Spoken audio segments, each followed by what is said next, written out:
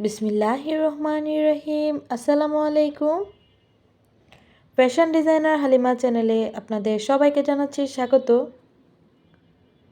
কাছে এবং দূরে, দেশ এবং দেশের বাইরে থেকে যারা আজকে আমার ভিডিওটি দেখছেন, আশা করছি আল্লাহর অসীম রহমতে আপনারা ভালো আছেন। আলহামদুলিল্লাহ, আমরাও ভালো আছি। আজকে এই সুন্দর একটি বেবি ড্রেস আপনাদের সাথে শেয়ার করছি। কিভাবে গজ কাপড় দিয়ে আপনি এত সুন্দর একটি বেবি ড্রেস তৈরি করতে পারেন সেটাও জানিয়ে দিব। আজকের ভিডিওটা যদি স্কিপ না করে আপনি না টেনে যদি ভিডিওটি দেখেন তাহলে আপনি পারবেন সুন্দর করে আপনার বাচ্চার জন্য তৈরি করতে। এখানে গোলাপি কালার কাপড়টা নিয়েছি আমি 4 ভাঁজ, আর যে এক কালার আরেকটি কাপড় নিয়েছি পেস্ট কালারের, সেটা নিয়েছি আমি এক পাট। তো গলার জন্য নিয়েছি 2 ইঞ্চি, গলার লংয়ের জন্য নিচ্ছি আমি এখানে 3 ইঞ্চি। তো 3 ইঞ্চিতে আমি এখন এটাকে বক্স করে নিচ্ছি। কাঁধের জন্য নিব আমি এখানে 4 ইঞ্চি। তো হাতার মোহরির জন্য নিব আমি 4 ইঞ্চি। নেওয়ার পর এখান থেকে আমি আর্মহোলের একটি শেপ দিয়ে দিব। কর্নার থেকে আমি আধা ইঞ্চি এভাবে ডাউন করে দিব বা রাউন্ড করে দিব। এখন বডির মাপ নিচ্ছি আমি 7 ইঞ্চি। পেটের দিকে নিব আমি এখানে 6.5 ইঞ্চি, আবার এখান থেকে আবার নিচে পর্যন্ত আমি নিব 7 ইঞ্চি। এখান থেকে আমি দাগ কেটে একদম কর্নার পর্যন্ত মিলিয়ে দিব। এখন আমি গলাটা কাটিং করে নিব। পিছনের গলাটা দিয়েছি আমি 1 ইঞ্চির মতো। এখন আমি সেলাইয়ের কাপড় একটু বাড়তি রেখে তো এখন আমি এটাকে কাটিং করে নিয়েছি।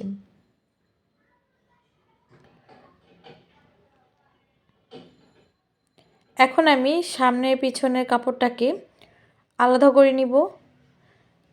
উপর থেকে আমাদের পিছন পাটটাকে আলাদা করে নিয়েছি, যেহেতু আমরা পিছন গলাটা আগে থেকেই কেটে ফেলেছি। এখন আমি সামনের গলাটা কাটবো।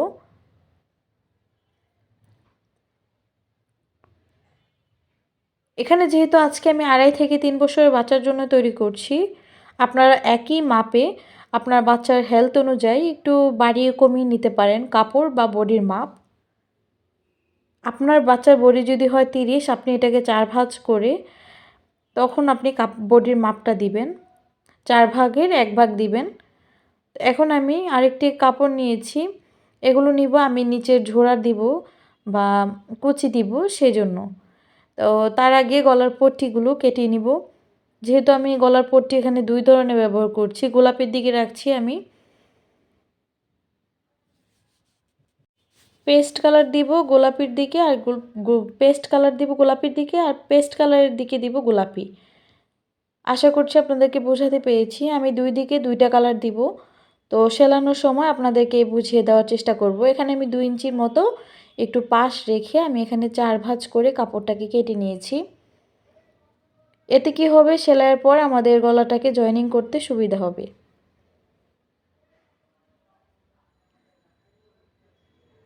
এখন আমি ব্যাক পার্টের জন্য এভাবে সেমভাবে পট্টি কেটে নিব। তো ব্যাক পার্ট যেহেতু আমাদের প্লেন গোলাপি কালার, তো সেজন্য আমি এখানে প্লেন একদম গোলাপি কালার নিব। আর যেহেতু গোলাপি কালার আমরা কেটে নিব আলাদাভাবে, এখন আমি ঘেরের জন্য কেটে নিচ্ছি বা রাউন্ডটা যেভাবে কুচিতে, তো সেটাই আমি এখন এখানে কেটে নিচ্ছি। তো কুচির যে অংশ কাপড়টা সেটা নিয়েছি আমরা এখানে 3.5 ইঞ্চি করে নিয়েছি আমি এখানে কাপড়। তো সেমভাবে আমি এইভাবে কাপড় রেখে কেটে কেটে নিচ্ছি। আপনি আপনার বাচ্চার জামার নিচে যতটুকু ঘের দিবেন ততটুকুই কেটে নেবেন, আর বাচ্চার লং অনুযায়ী কাপড়টা নেবেন।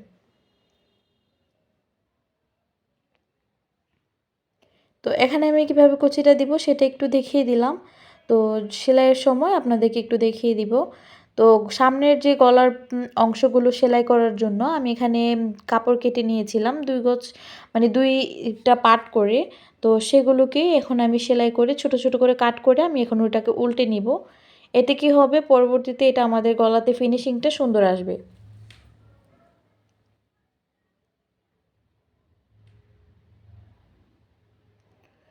তো এখন কিন্তু আমরা এটাতে চাপ সেলাই দেব না, আমরা এখন সরাসরি গলাতে ডিজাইনটা করব।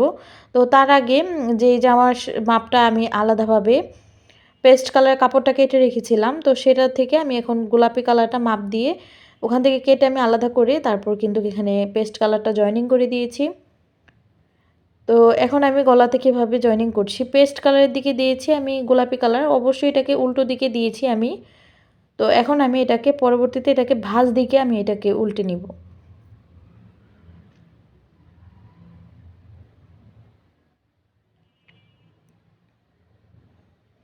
এটাকে ভাঁজ দিকে আমি উল্টে নিব। উল্টে নেওয়ার পর এভাবে একটা চাপ সেলাই দিয়ে দিব। অবশ্যই দুইটাকে দুই দিকে রেখে সেলাইটা যাতে ভাঁজ দিকেই পড়ে সেটা দেখবেন। তারপর এটাকে যেহেতু আমরা উল্টে আবার একটা সেলাই দিব, তখন কিন্তু ফিনিশিংটা আরও সুন্দর আসবে।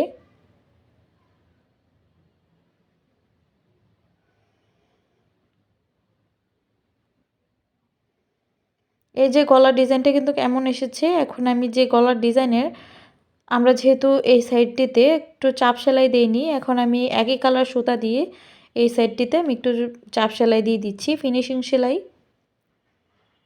তো এভাবে কিন্তু আমি আরেকটি ফিনিশিং সেলাই দিয়ে দিয়েছি গলার পুরো রাউন্ডে।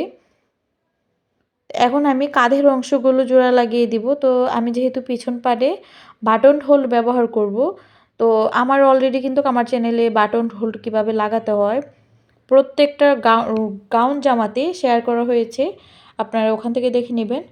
তো আমি এখন কাঁধের অংশটাকে জয়েন করে নিচ্ছি। তারপর হাতাটা যেহেতু আমাদের ম্যাগি হাতা হবে, তো এখন এটাকে সেলাই করে নিচ্ছি। চিকন করে একদম সেলাই করার চেষ্টা করবেন।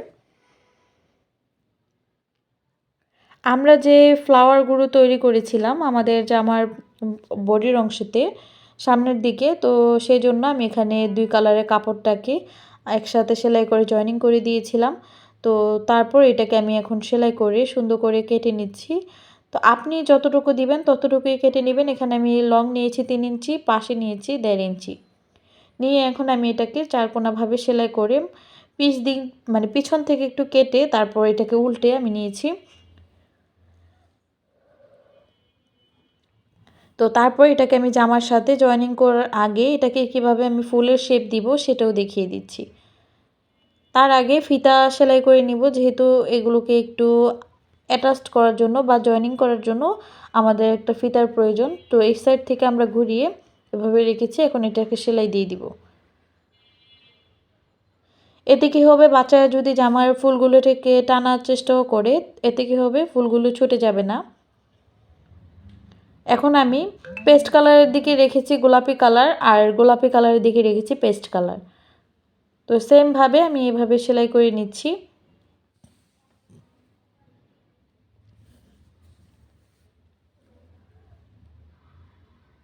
আমি এখানে 3টা ব্যবহার করছি, আপনারা চাইলে কম বা বেশি করতে পারেন। এখন আমি যে জামার নিচের ঘেরের অংশটা সেলাই করার আগে এক সাইডটাকে বন্ধ করে আমি অপর দিকে আরেকটি সাইড বন্ধ করে দিয়েছি। এখন আমি জামার নিচের যে দামানের পোর্শনটাকে সেলাই করে দিব।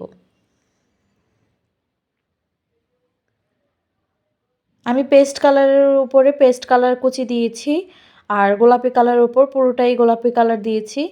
এখন হচ্ছে যে আমার ফাইনাল লুকটা কেমন লাগলো সেটা অবশ্যই আমাকে কমেন্ট বক্সে জানিয়ে দিবেন। আর ভিডিওটি ভালো লেগে থাকলে আমাকে আমার চ্যানেলটিকে অবশ্যই বেশি বেশি করে ভালোবাসা দিবেন। আজকের ভিডিওটা যদি ভালো লেগে থাকে অবশ্যই আমার ভিডিওটিতে একটা লাইক দিয়ে যেতে ভুলবেন না। আর কেমন হলো সেটা অবশ্যই আমাকে কমেন্ট বক্সে জানাবেন। আর যারা এখনও সাবস্ক্রাইব করেননি প্লিজ সাবস্ক্রাইব করে দিবেন। আর যারা সাবস্ক্রাইব করেছেন তাদেরকে অসংখ্য ধন্যবাদ। আজকের মধ্যে এখানেই বিদায় নিচ্ছি। আল্লাহ হাফেজ, আসসালামু আলাইকুম।